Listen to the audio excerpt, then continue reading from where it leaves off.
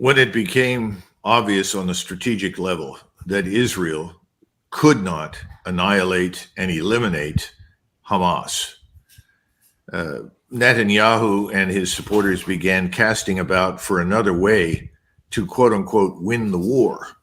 And the way to win this war in their minds strategically is to attack Hezbollah, because they know that that's their best shot at widening the war and bringing in the United States on their side, not just against Hezbollah, but also against Iran.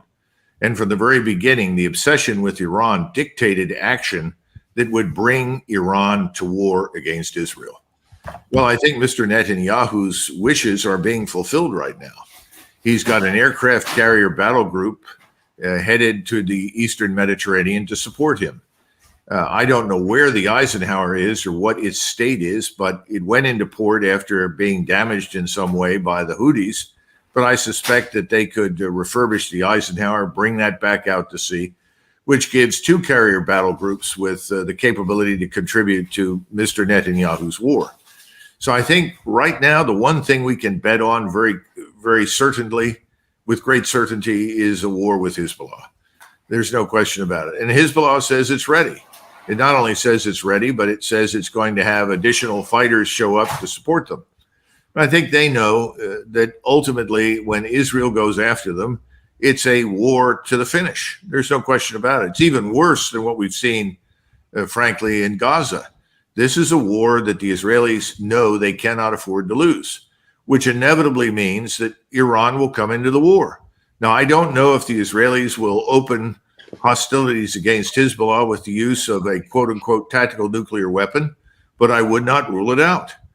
They know that the Hezbollah is heavily dug in, very well prepared, and has a multitude of weapons that they can hurl at Israel. It could level large parts of Haifa as well as Tel Aviv, where most of the Israelis are now concentrated, because most of the Israelis have left the south, moved further into the center, and the same thing has happened with Israelis living in the north. They've pulled out and moved further into the center, which means these are even more dangerously lucrative targets if Hezbollah responds in an all-out war against the Israelis. And they also know that there's a very high probability that if Hezbollah is in a fight to the finish with the Israelis and Iran comes in, that Russia is not going to allow Iran to be destroyed by us. It will stand by Iran. And then there's something else that's very interesting. It strikes me that very few Americans are looking at Cyprus right now. Cyprus is the unsinkable aircraft carrier in the Eastern Mediterranean for Israel.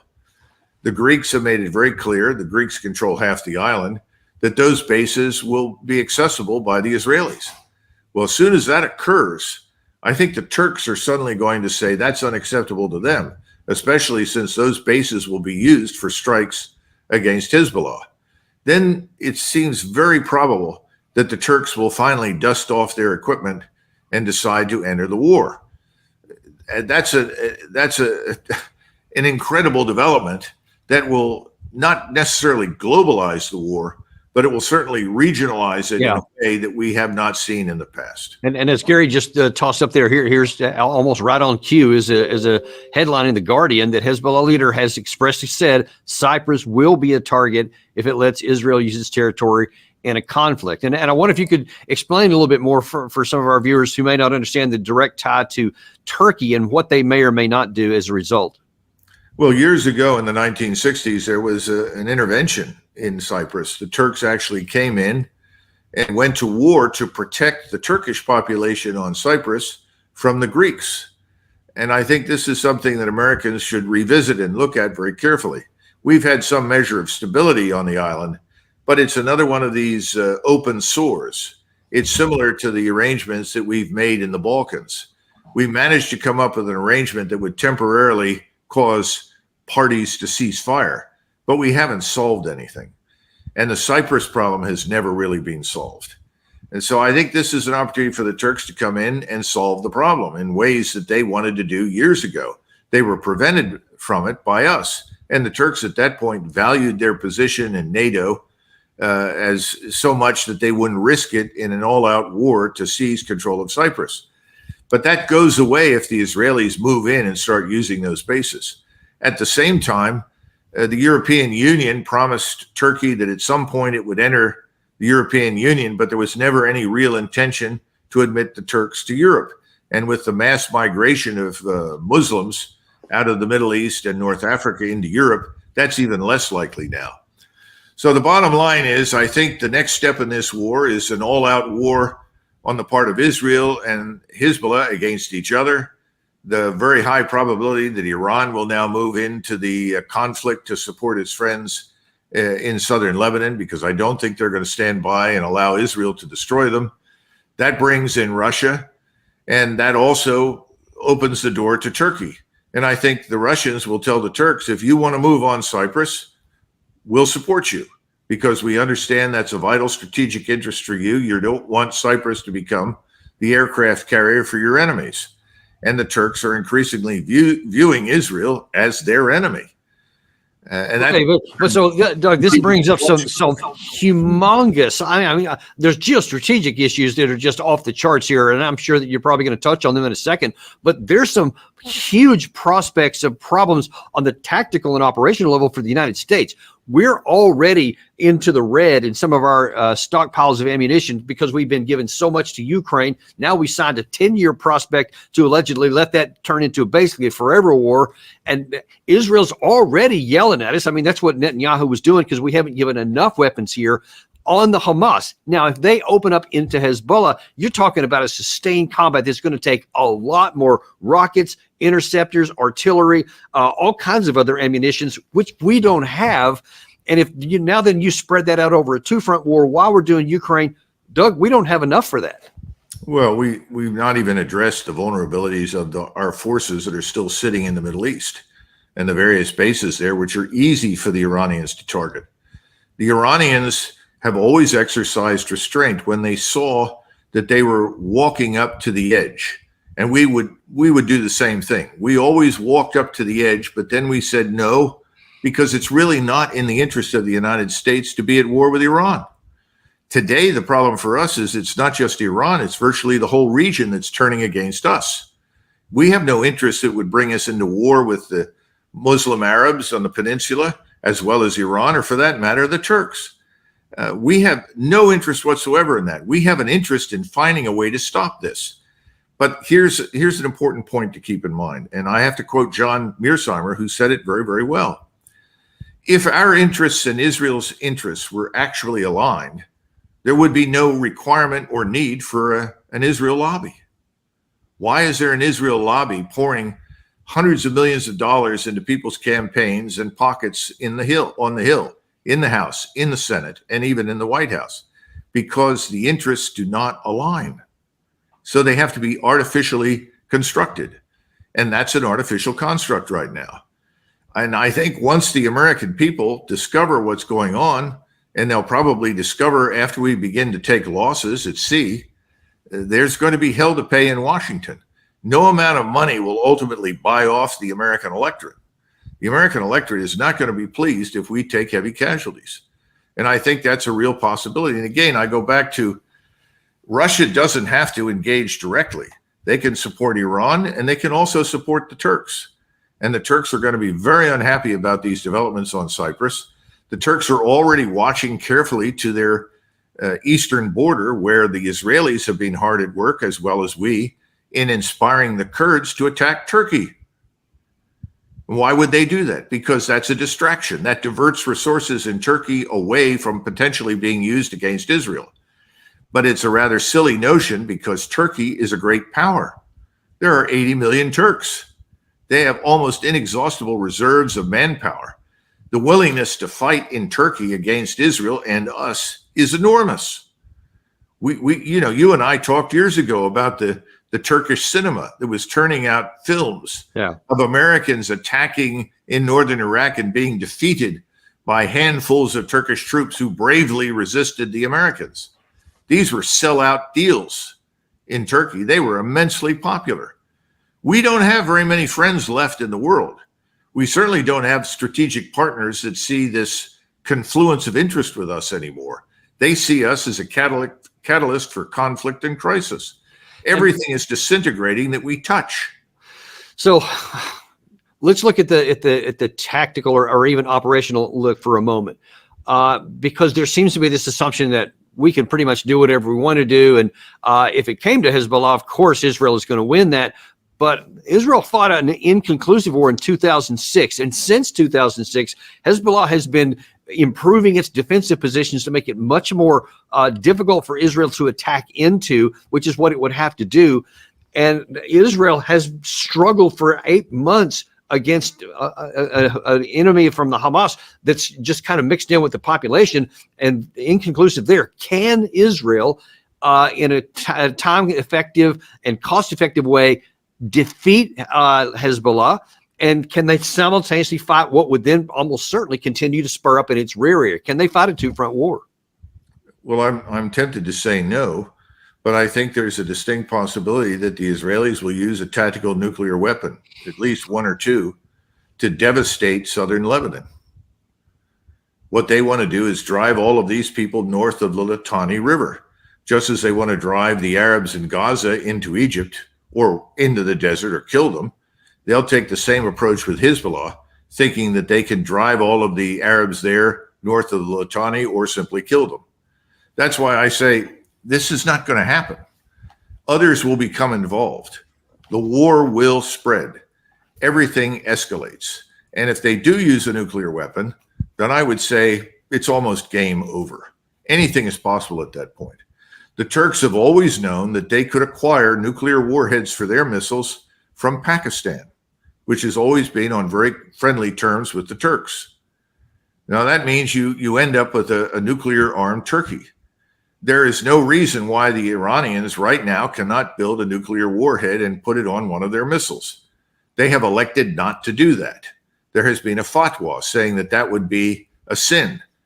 But at some point, sinning becomes better than staring Armageddon in the face if the Israelis deliver it to you first. So I think once you go into Lebanon, this is manna from heaven, so to say, for Mr. Netanyahu, because he thinks then that brings us to his aid. But then you've got to look at us. Where do we stand? How vulnerable are we? What are the reserves of missiles and rockets that we've discussed for many, many years? And how rapidly can we turn up our industry and have it produce these things in sufficient volume that we can overwhelm an enemy?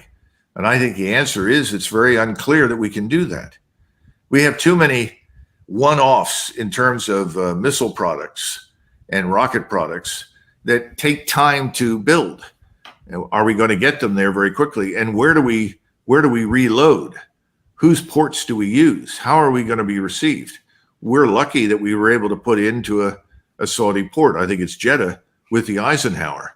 But in the event of such a war, what will the Saudis say to us? Are they going to support us? It seems doubtful. Is anybody down in the South going to support anything that we do against Israel? Unlikely. Where do we stand then with the Italians and the Greeks? Well, the Greeks may well be dragged into the war because of Cyprus. But how much do we have on hand in Greece? Warfare has changed. This is the other thing we've talked about before over and over and over again. And I think, our mutual friend Alex has done an excellent job of explaining what are the needs of modern warfare. Some of them are good old industrial power, scientific industrial production and manufacturing that we don't have. But in addition to that, we don't seem to understand that everything we do is visible. Space-based surveillance eliminates surprise on the strategic and operational levels. It's not there. And that ability is not unique to us. The Russians have it, the Iranians have it, the Chinese have it, and the predisposition to share that information in real time is very large. The reason the Ukrainians have held on as long as they have, in part, is because of the intelligence and information we've provided to them. Right. Now, the Russians have learned how to operate in this environment. We have not. And then again, there's the question of do the Russians and others suddenly decide to disrupt our satellites? And that's kind of a lose-lose for everybody. Yeah. Once you start destroying satellites, everybody's satellites can go away. Are we prepared to operate without the aid of those satellites? Yeah, we're definitely not. And I don't know about Russia. Some countries I know are, but we're definitely not. So let me ask you two questions, Doug, one at a time. First of all, I want to ask you what we should do. Given that the team we've got in place, and we don't get to wish somebody better was out there. We have what we have. We have Kamala Harris, Biden, Kirby, Secretary Austin, et cetera. Given what we have, what should we do right now to avoid this catastrophic outcome? The Soviets used a concept which was really developed by Lenin many, many years ago. It was called the correlation of forces. And they would simply look at a country and they would say, how much can this country produce in terms of food, spare parts, military power, and so forth? Then they would say, how much manpower can it produce? Then where is it? What's its proximity to us? This is how they would calculate the potential for other nations to threaten them. Then they would also look at themselves and say, given where we are and what we've got, what is the correlation of forces for us? Where do we stand? And then they would match these things and say, on one hand, we have, this combination of capability and forces, not just military, but also social, societal, cohesion, political, diplomatic, industrial, economic, scientific, technological, all of those things. And then the opponent has these things. Now, you've heard Putin say many times, very truthfully, that if you look at the NATO alliance collectively, it has the capability to defeat us, the Russians. But there's a problem. NATO is never being united. NATO does not have a unified military command structure. NATO forces do not all obey orders from one source. They all have national authorities over them. And NATO has not exploited its military potential, either scientifically, technologically, industrially, or in terms of manpower. Ergo, if you look at the correlation of forces, it favors Russia, not NATO and not us. If you go into the Middle East, you have to ask the question, what is the correlation of forces for Israel versus everyone else? Well, versus everyone else, it doesn't look very good. And then the question is, how much can we compensate? How much can we bring to the fight? Well, you and I know that the United States Army is in ruins. It can't do a damn thing. And now we've seen the Russians, who have clearly made it obvious that they can escalate horizontally. In other words, they're going to start fires elsewhere that divert our resources, our attention, and our capabilities. And then finally, you have to ask the question about national will and resolve to do anything. What are we resolved to do right now? Congress may be resolved to do lots of things that makes it money. In other words, if it enriches them, sure, I'll vote that way.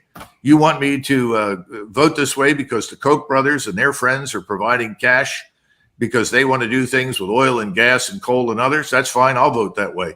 Oh, the Israelis, they want to go to war with their neighbors? Sure. Pay me, get me elected, and I'll support that. Until suddenly somebody realizes the correlation of forces isn't good. We could actually lose. Yes. And this is what nobody really wants to face. And so everybody talks as though it's 1991, Dan. Right. And it's not 1991. Right. Those days are over. We squandered all of the advantages and assets that we had. I'm not saying we should have stayed in a state of war with everybody since 1991. That's not my point. But we did not build anything new. Why are we running around in tanks that were designed in the 1970s for use in the 1980s? Why didn't we fix the engines? What are we doing using Patriot missiles and missile batteries and radars that were designed in the 70s for use in the 80s, even now? Why haven't we massively improved and updated and modernized? Because we never did the things along the lines of downsizing and reorganization to extract savings in order to do that. No, we fed the beast. And the beast said, send me what I always do. Give me money and I'll give you back what I always produce. Why do we have ships that are simply irrelevant? Because they're no longer equipped or designed to deal with a very different strategic environment. We could go on and on. But the point is, the correlation of forces right now, when you start adding them up, don't look good for us. They don't. So if you add those up, then that leads to a conclusion, what we should do. So what should we do? And then we're going to talk about what we will do. Well, the previous presidents, I think, would have intervened and said, Prime Minister Netanyahu, that's far enough. This isn't working. You're headed down the wrong path in Gaza. we need to stop this and work out a solution. We need to sit down with other people in the region. And of course, that's something the Israelis don't want to do. The Israelis don't want to become another nation in the region. They want to be the supreme power. But that's what presidents in the past have reined things in. He's complaining about shortfalls in equipment. I'm sure some of that, or munitions, some of that is deliberate, but most of it, I think, is also a function of what have we got? And how much of it do we give away to the point where we have nothing left? The Europeans are already confronting that. We've confronted that to some extent in eastern Ukraine. So there's more going on there than I think he's aware. And he's making his demands known because that's a warning for all of the handlers on the Hill that work for the lobby to say, you need to step up the pressure and give us everything we want. I don't know that that's going to work. I think people are going to begin to question the wisdom of that. But to date, they haven't done it. So let me ask you this. Given the way... And by the way, we haven't talked about what should happen with Moscow. Anyone who's remotely sane at this point would say, stop everything. Stop the press. We need to meet and sort this out as quickly as possible. Europe is dying economically in large part because of our sanctions and what we've dragged them into against Russia and even now China, which is insane. So we need to stop. No one's going to do Couldn't agree with you more. No one is going to do that. Let's see. I don't think I actually showed this. Given how our leaders have responded to Netanyahu, you had, Gary, do you have KJP or is that one we pulled up? Okay. Here's what KJP said. So this is the official spokesman for the White House after Netanyahu just humiliated us publicly, responded with this. Has the administration been withholding weapons and ammunition for months, like Netanyahu seems to be saying? Let me just start off by saying that we generally do not know what he's talking about. We just don't. A couple of things that I do want to add, and you're right, there was one particular shipment of munitions that was paused, and you've heard us talk about that many times. We continue to have these constructive discussions with Israelis for the release of that particular shipment that I just mentioned, and don't have any updates on that. There are no other pauses, no other pauses or holds in place. Everything else is moving in due process. That is coming from Secretary Blinken. You heard directly from him earlier. So I could show you Blinken, but I'm not going to waste your time doing it because you know what he's going to have said. But given this kind of reaction, when Netanyahu makes that kind of a claim, what do you think the chances are that Netanyahu will calculate that I can start a war in Lebanon, even though I don't get the green light from the White House, and they're going to support me anyway? They would never just leave him hanging out to dry, so we could get drawn into this war whether we want to or not, even though Israel by itself doesn't have the capacity to wage a war with Lebanon. How do you see that playing out? I guess the answer to all of your questions is yes, yes, and yes. I think they're probably laughing. I mean, I couldn't stop laughing if I were an Israeli leader at this point, watching this Jean-Pierre say, "Oh, we're doing everything we can. Please don't be angry with us. We support you, and we'll find a way to make this happen." Almost apologizing. Yeah. Oh, please support us. Everybody. What is everybody worried about right now? Sadly, most people aren't really focused on what's happening in the Middle East or Ukraine and Washington. They don't expect that anything bad could happen. And they don't think what's happened in Ukraine is all that big a deal. What are they worried about? The election. And, well, please send us money. That's what it's all about. It's a disgrace. Any American with any amount of real genitalia, let me put it this way, should stand up and vomit all over these people. This is the United States. Right. I've never heard anything like it. I can't imagine Eisenhower putting up with that crap exactly what I was thinking. 10 seconds. I don't think JFK would. I don't think Nixon would have. Even LBJ, who was a huge disappointment, never knew what the hell he was doing in foreign policy. I don't think he'd have gone along with that. It's incomprehensible to me. The whole thing is just nuts on steroids. But that's where we are. That's what the Americans have for government.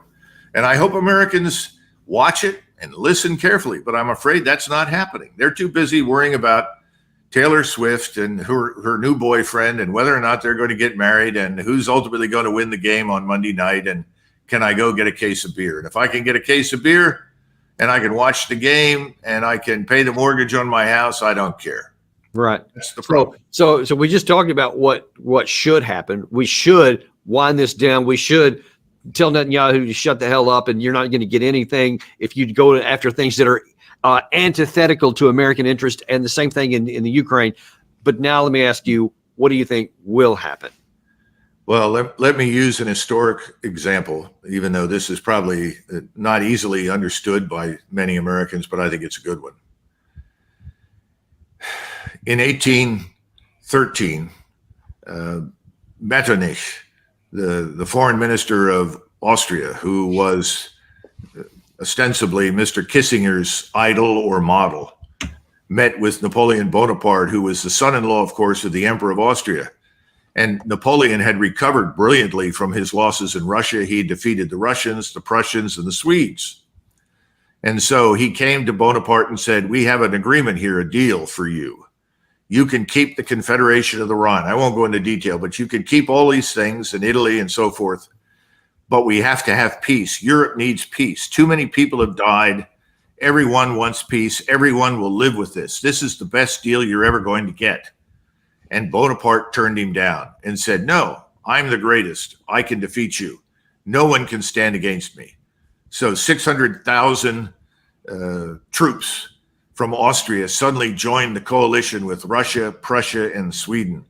And we know the rest of the story. They crushed Bonaparte. They invaded and occupied France. It was the end of it. Bonaparte came back, but it was a joke. It lasted 100 days and it was over. The point is, that's the sort of situation we're in right now with Putin. He holds the cards. Let's admit it. Let's be done with this. The people in the region need peace. The Europeans need peace. They need economic prosperity. Let them sort themselves out. Put an end to this and turn to the Middle East and say enough is enough. Don't do anything. Cease fire on Lebanon. Stop what you're doing. Let us hold a summit. Let us talk to everybody with an interest in this thing and see what we can sort out. Because if you don't do it, you, Mr. Netanyahu, and your country may not survive. And that has always been my greatest fear, that they've overreached. And their overreach is based on unrealistic assumptions about us and about their enemies.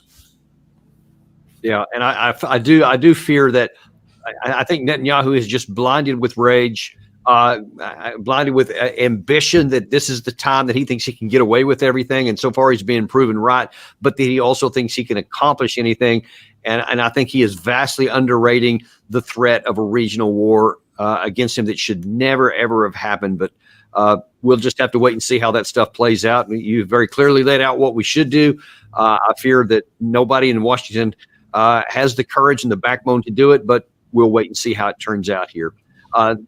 Thank you so much for coming on today, Doug. These are pretty tough situations here, and really great for you to just parse it out and show what's really at stake in both the Russia-European war as well as the Middle Eastern wars. Well, remember, Dan, this is all happening against the backdrop of our open borders, our rising crime rates, millions of people pouring in, more than 52 million people in our country today who were not born here.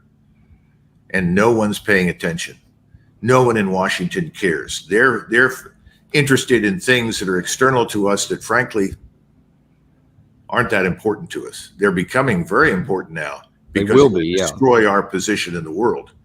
But the point is, what happens here is decisive. How much longer do we have in America? That's the real question.